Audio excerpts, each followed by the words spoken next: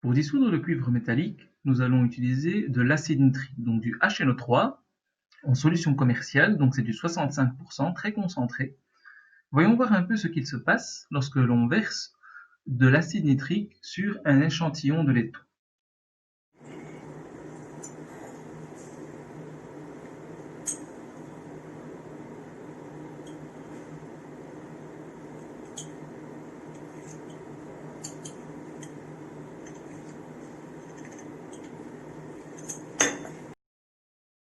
Si on attend un peu plus longtemps, regardez ce que nous observons.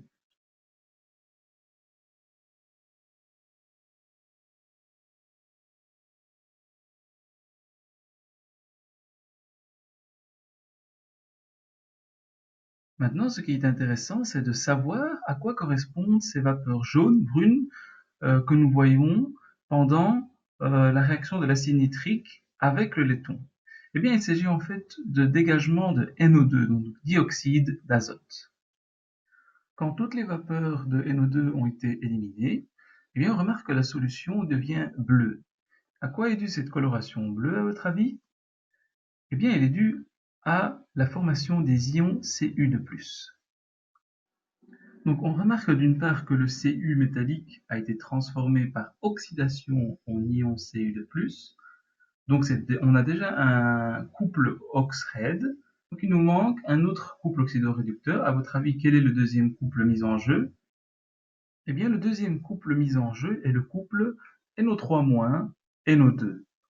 NO3-, les ions nitrates proviennent de l'acide nitrique, et NO2, c'est le gaz brun qui se forme. Donc ici, on fait d'une pierre deux coups. L'acide nitrique sert à dissoudre le laiton, mais aussi d'oxydant pour oxyder le cuivre métallique en cuivre 2+. Maintenant que nous connaissons les deux couples redox mis en jeu, nous pouvons ainsi écrire les deux demi-réactions, donc d'oxydation et de réduction, mais aussi l'équation globale d'oxydoréduction. Mettez pause et essayez tout d'abord d'écrire l'équation globale à vous seul, et puis nous verrons votre réponse. Alors, nous allons considérer que c'est fait. Voici la réponse. Donc, nous avons l'oxydation du cuivre en cuivre 2+, et la réduction des ions nitrates en NO2.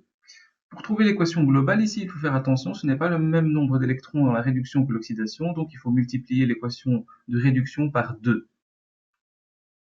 Il suffit de faire la somme des deux demi-équations pour retrouver l'équation globale d'oxydoréduction.